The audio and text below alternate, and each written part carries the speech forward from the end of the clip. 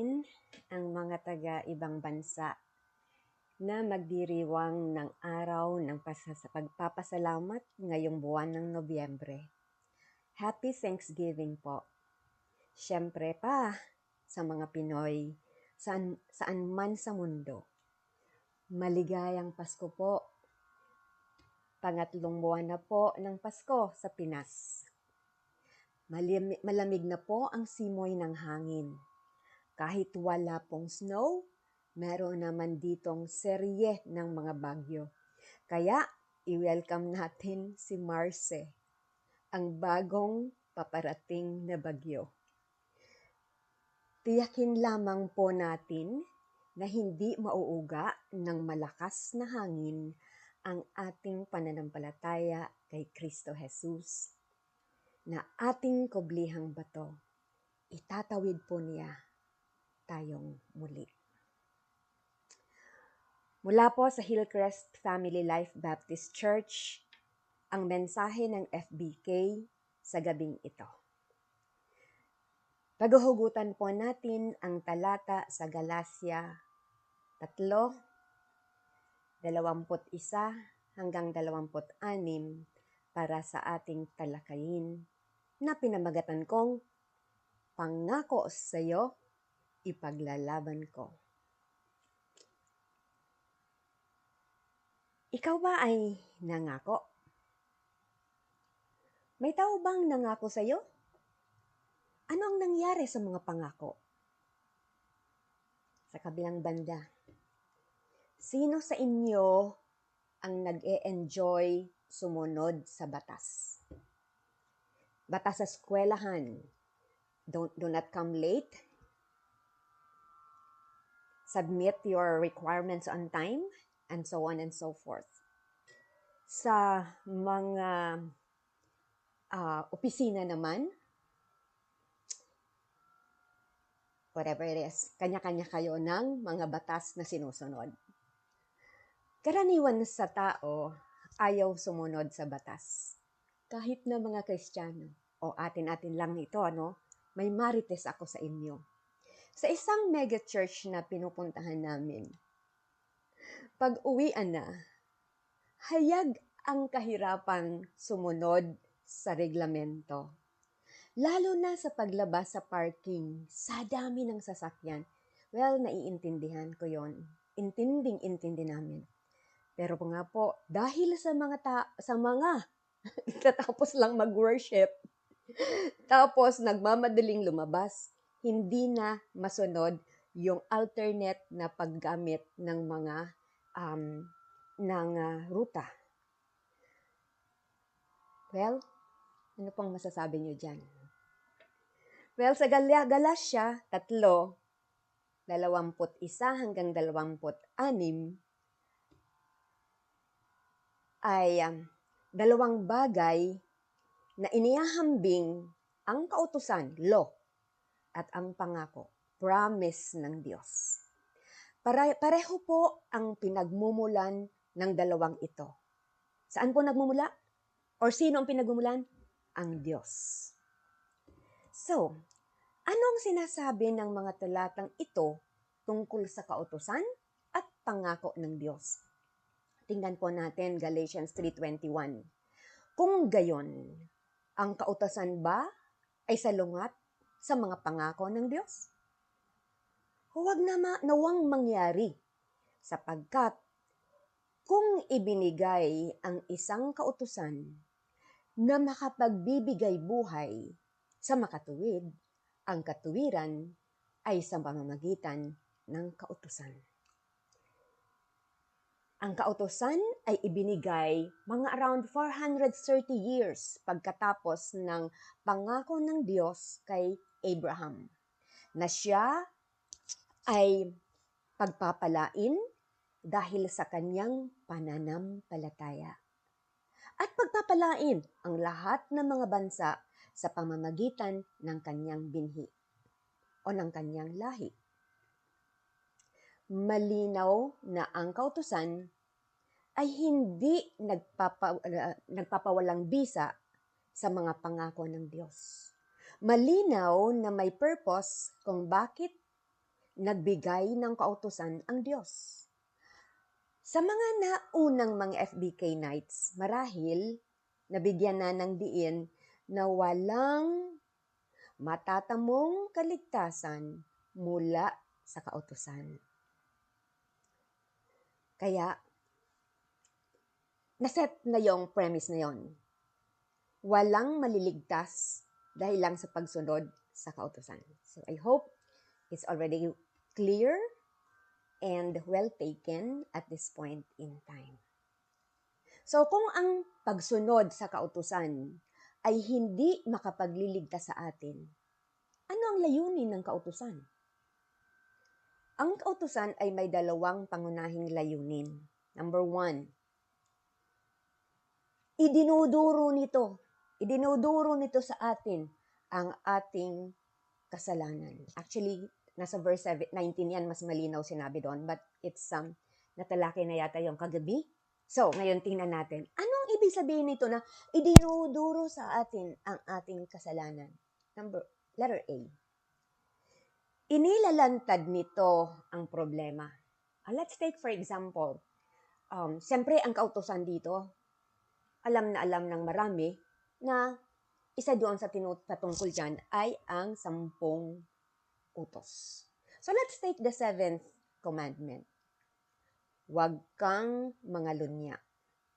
So inilalantad daw ng kautusan ang problema.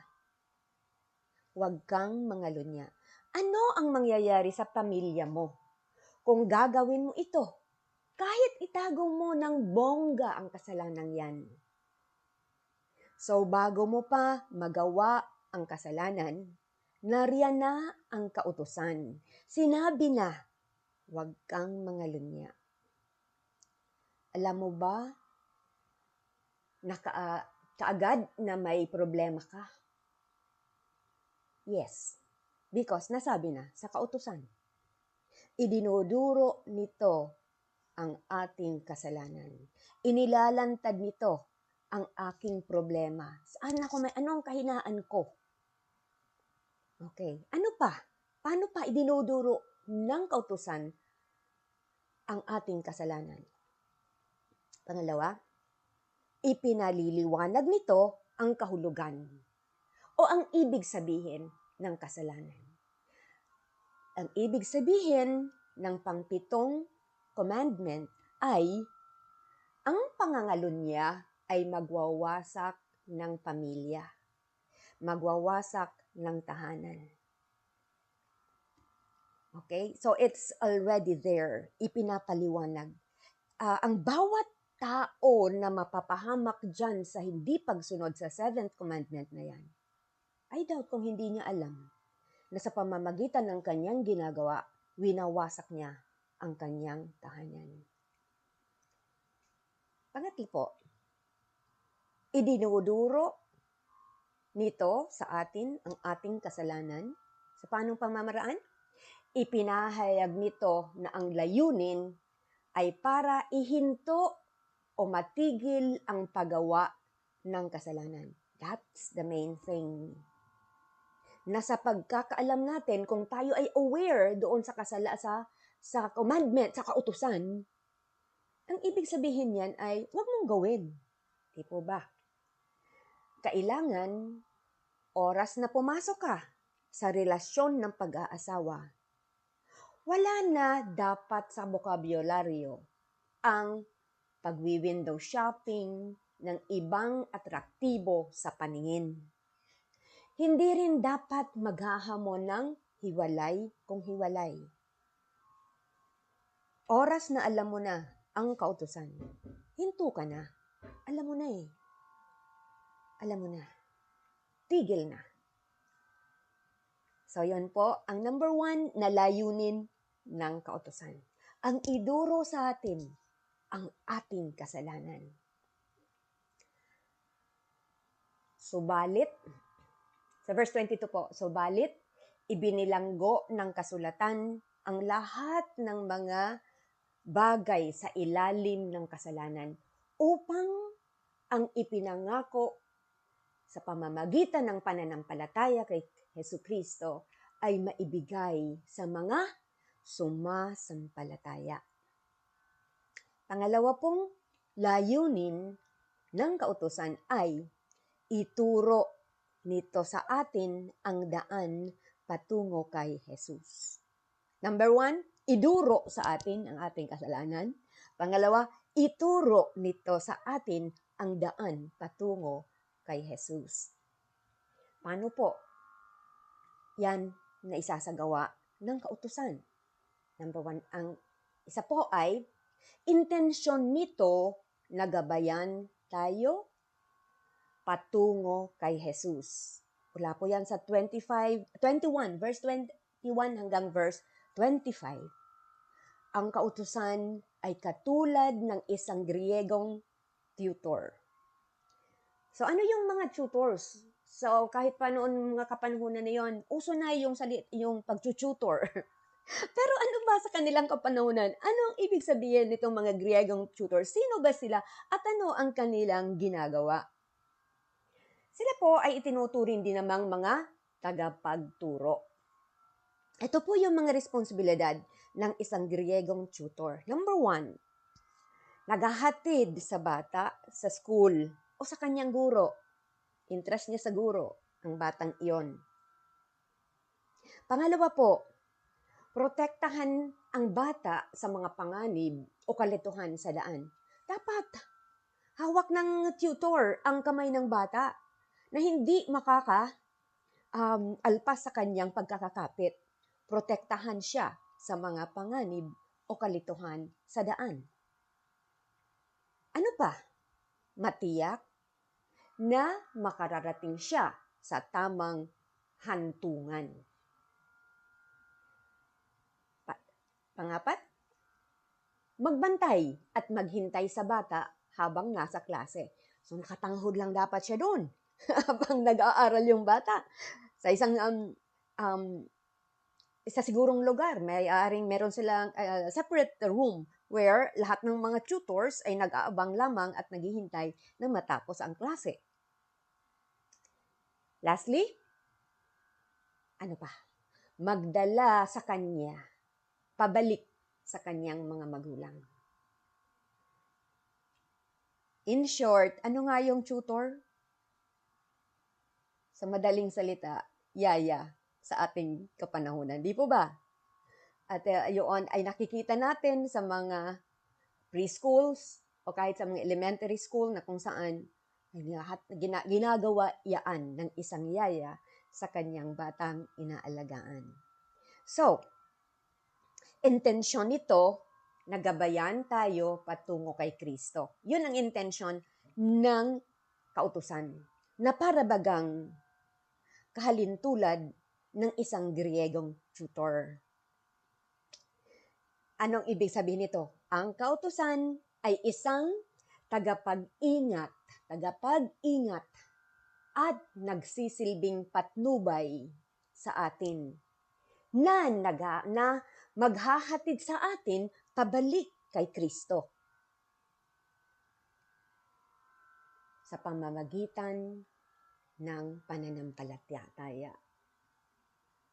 Verse 24, kaya't ang kautusan ay naging ating tagasupil hanggang sa dumating si Kristo. Yan po, na hanggang sa pagbalik ni Kristo, nariyan tayo, ipipresent tayo dyan ng maayos. Dahil sa kautusan? Yes. Dahil po ang kautusan ang nag-ingat sa atin, nagsilbing patnubay sa atin. So remember, that is the layunin, the purpose. Ang tayo'y ingatan at tayo'y patnubayan dahil po sa kautusan.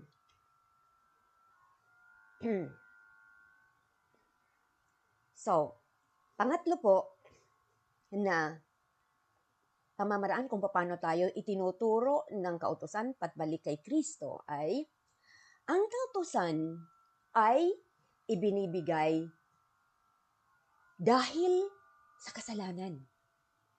Hanggang ang binhi na si Jesucristo ay dumating. Yun na nga po binasa natin kanina sa verse 24 na ang kautusan ay ating ating tagasupil upang tayo ay ariing ganap hanggang sa dumating si Kristo. Until the second coming. So hanggang kailan dapat tayo sumusunod sa kautusan? Hanggang dumating si Kristo. Sumusunod tayo sa kautusan, hindi para tayo maligtas. Alam na natin yan, di ba? Kundi para tayo maipresent na ganap hanggang sa dumating kay Kristo. Si Kristo. Ang kautusan ay nagpapakita sa atin na tayong lahat ay makasalanan. Romans 3? Yes, 23. Lahat ay nangagkasala nga. Kung walang kautusan, hindi natin malalaman na tayo ay nagkasala sa Diyos. Hindi natin malalaman na tayo ay makasalanang nangangailangan ng tagapagligtas. Kasi ignorante tayo eh. Kala natin okay na okay lang kahit say, 'di ba?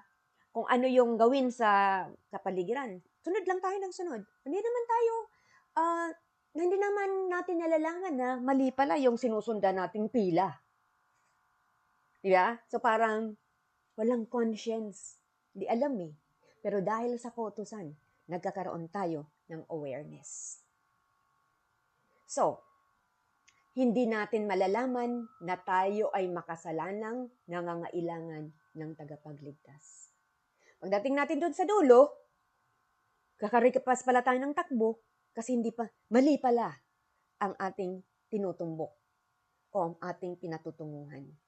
At at that very moment, we know we need a Savior. Kailangan natin ng tagapagligtas. Halimbawa, kung walang batas na naglilimita sa bilis ng takbo ng sasakyan, paano mo malalaman na ikaw pala ay nagkasala sa sobrang bilis ng iyong pagpapatakbo? Hindi mo alam, di ba? Hindi mo ito malalaman. Hanggat hindi ka nakakakita dyan na may speed limit pala. Therefore, ano ang purpose? Ito ay nagpapahayag. It makes us aware na kailangan natin limitahan ang ating sarili upang hindi tayo mahulog sa mga patibong dahil sa mga kaganapan sa ating kapaligiran. Another thing, ang kautusan ay nagdadala sa atin sa paghuhukom, judgment. Yun. Kaya very important po na matutuhan natin na for every kautusan, meron pong paghuhukom. Di po ba? Kung ikaw ay nag-jaywalking, kung ikaw ay hindi nagbayad ng buwis, kung ikaw ay nag-submit ng late, there is always a panahon ng paghuhukom. Romans 3:19-20, and also it's found also in this verse sa ating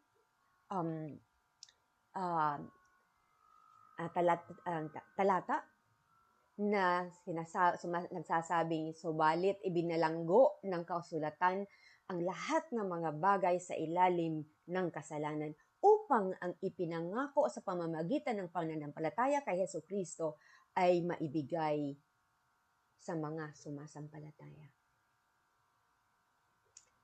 Alright. And then, ang sunod po ay makikita natin na ang isa pang layunin na pamamaraan na kung paano tayo itinuturo pabalik kay Kristo ay makikita natin sa 10 utos. Ang 10 utos o ang kautusan ay ibinigay upang tayo ay protektahan. Hindi dahil killjoy ang Diyos kaya siya ay nagbibigay ng mga reglamento, kundi po ito ay ibinibigay upang tayo ay protektahan. Tayo ay inilagay sa ilalim ng pagbabantay ng kautusan. Verse 23. Very important. At saka nakaka-correct talaga, na nakaka-create ng kababaang loob. Na yan palang mga laws na yan palang mga kautusan na yan, ay iniligay para tayo ay bantayan. Gusto mo bang mamuhay at magtaguyod ng isang pamilya sa isang lipunang walang batas na umiiral? Gusto mo ba yun? Isipin mo yun. Na ikaw ay namumuhay sa isang lipunan, walang batas. Kung anong gusto. Kung may gusto diyang magbaril, magbabaril. Kung gusto magtapon ng basura kahit saan, gagawin. Kung gustong umihi kahit saan, ihi lang dyan. Kung, gusto mo ba ng ganyan na sitwasyon sa iyong kapaligiran? May salita na maaring magsalarawan nito. Hindi makatao. Hindi makatao. Kasi hindi niya iniisip, yung mga gumagawa niyan, hindi nag-iisip ng kanyang kapwa. Ang iniisip niya lang kung ano ang konbinyente sa kanya. Bad, di ba? Hindi makatao. Ang 10 utos ay hindi nagbibigay ng kabanalan. Okay? Hindi po mag-create ng kabanalan sa atin. Ngunit, ito ay gumagabay sa atin tungo sa kabanalan. Sinasabi nito kung ano ang tama at kung ano ang mali. Ito ay sumusupil sa atin na maging masama. Di po ba? Huwag kang mangalunya. Huwag kang pumatay. Igalang mo yung mga magulang. Sambahin, there is only one God that you have to worship and honor. Huwag kang, do not covet. Huwag kang magsinungaling. And so on and so forth. We know that all those, there are 10 of them. So, yun po ay binigay upang sumupil sa atin na maging masama. Panukatan po yun. Hindi po pwede sabihin na, ay kaya po ako nagnakaw kasi po gutom ako. Kasi po may sakit yun. Hindi yun ang pamantayan. Sorry na lang. Sorry na lang talaga. Pero hindi yun ang dahilan kung bakit kailangan na gawin mo yan. Hindi dapat yun excuse o way of escape para gawin mo ang isang bagay na masama. Meron pong batas, meron pong kautusan na dapat sundin, at pag sinunod mo po yan, sinusupil natin ang masama sa ating budhi. Kasi tinuturuan tayo na what? To depend o na manampalataya sa isang Diyos na matapat. Kesa i-feed lang natin ang dinadaing ng ating flesh o ng ating laman. Alright. Another thing, yamang ang bawat utos ay parating may kinalaman sa kapwa, kabilang na ang Diyos. Kapwa at ang Diyos. Kapag sinuway mo ang kautusan, sinuway mo rin ang iba. At sa katapusan, ating sinusuway ang kabanalan o ang banal na tagapagbigay ng kautusan. Ultimately, it's God that we oppose. Ang pagsuway sa Diyos ay may kaakibat na malulubhang kahihinatnan. For the wages of sin is death.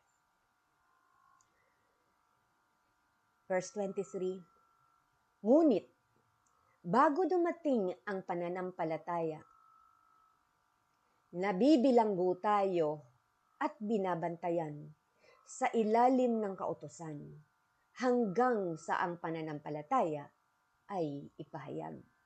Verse 24, kaya't ang kautusan ay naging ating tagasupil hanggang sa dumating si Kristo upang tayo'y ariing ganap sa pamamagitan ng pananampalataya. So, si Jesucristo po ang pinakadakilang alipin ng Panginoon sa pamamagitan ng pagiging sumpa o curse Sa halip na tayo, si Jesucristo ang tumanggal ng sumpa, dulot ng kautusan. Remember? May kaikibat na paghuhukom. Tayo po ay inaahon mula sa sumpang dulot ng kautusan. Siya ang tagapagligtas na kailangan natin. So, yun po ang pamamaraan ng kautusan para ibalik tayo o ituro tayo papunta ulit, pabalik ulit kay Jesucristo. Another thing, dahil sa kanyang kamatayan o dahil sa kamatayan ni Kristo, pinawalang sala ang marami na nananampalataya sa kanyang pagtubos sa kasalanan ng sanlibutan.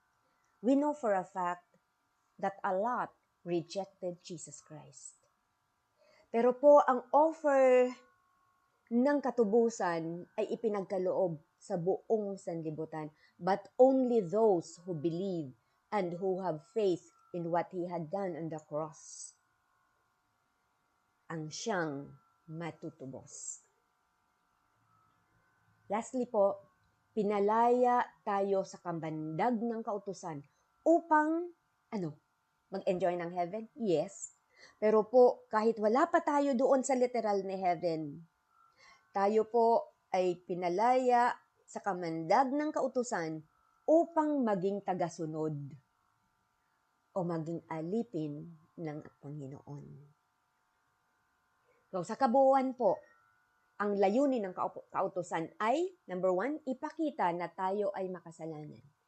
Pangalawa po, ito ay nagdadala ng paghuhukom. Pangatlo po, ipinapakita nito na hindi natin kaya kung sa ating mga sarili lamang aasa. Pang-apat po, ito ay para sa paggabay sa atin papunta kay Kristo bilang ating tagapagligtas. So, paano tayo lalapit kay Jesus? Lalapit tayo kay Jesus sa pamamagitan ng pananampalataya.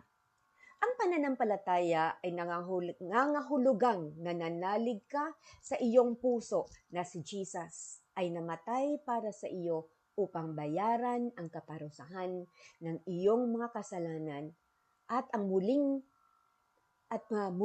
nabuhay mula siya sa mga patay upang ipakita sa atin that we also have that kind of victory because tayo ay kanya ng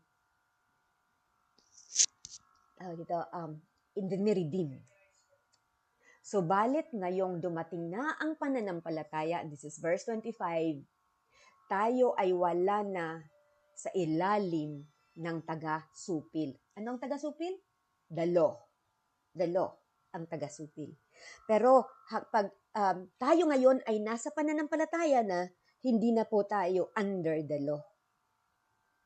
Wala na po tayo sa ilalim ng kapangyarihan ng batas na nagbubulid sa atin sa sumpa at kahatulan.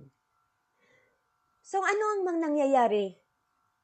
Ano ang nangyari nang tayo ay lumapit kay Jesus para siya ay maging tagapagligtas natin? Ano ang nangyari sa atin? Verse 26, ikaw ay naging anak ng Diyos. Sapagkat kay Jesucristo, kayong lahat ay mga anak ng Diyos sa pamamagitan ng pananampalataya. Because of faith.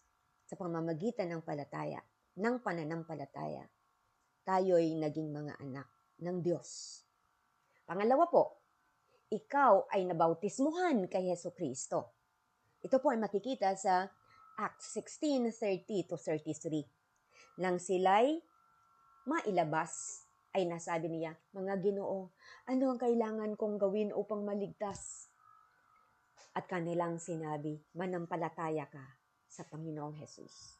At maliligtas ka, ikaw at ang iyong sambahayan. 32. Ipinangaral nila sa kanila ang salita ng Panginoon at sa lahat ng nasa kanyang bahay. Verse 33. Sila'y kanyang kinuha ng oras ding iyon ng gabi at hinugasan ang kanilang mga sugat. At agad siyang binautismuhan, pati ang buo niyang sambayan. Praise God. Praise God for what Jesus Christ had done on the cross. And praise God for His faithfulness in bringing to us the faith that we need to believe. May takdang aralin ako para sa ating lahat. Kailangang mamuhay tayo ng may pananampalataya. Sundan ang halimbawa sa buhay ni Abraham sa pamamagitan ng paggawa ng hakbang ng pananampalataya sa pagsunod sa salita ng Diyos. We have been talking about the Old Testament, the Ten Commandments. Alam natin, it's either 0 or 100. It's either fail or pass. One mistake is fail. It needs perfection. And alam natin na hindi natin mapiperfect ang 10/10 na yan. We could not attain the perfect score of 10/10. Pero, yamang na tayo ay nasa ilalim na ng grasya ng Diyos dahil sa pananampalataya. Masama ba? If we would try hard, lalong-lalo na kung nakikita natin ang ating kahinaan according to that 10 commandments that the Lord gave. Pumili tayo ng isa o dalawa sa 10 utos kung saan nahihirapan tayong isabuhay. At hilingin natin sa banal na Espiritu ang kalakasan ng pagsasabuhay ng kalooban ng Diyos. Ipinaglalaban ba ng Diyos ang kanyang pangako? Yes, para sa mga taong nananampalataya sa Kanya. Let me end with this. Ang buhay Kristiyano ay sa pamamagitan ng pananampalataya. Ito ay nagsisimula sa pananampalataya. Ito ay nagpapatuloy sa pananampalataya. Ito ay nagtatapos sa pananampalataya. Ang buhay Kristiyano ay ipinamumuhay sa pamamagitan ng pananampalataya sa lahat ng paraan.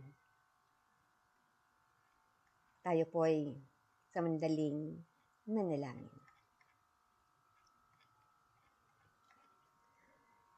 Aming Amang nasa langit, pinupuri kita dahil ikaw lamang ang tunay na Diyos at ang tanging karapat-dapat na tumanggap ng aming pagsamba. Nagpapasalamat ako ng lubos na kahit kayo ay banal na Diyos at ako ay isang taong hindi perfecto, minahal mo ako na ipinahayag mo sa kagustuhan mong magkaroon ako ng personal na relasyon sa inyo. Dakilang pasasalamat sa iyo at pagsamba sa pangalan ng anak mong si Jesus. Amen.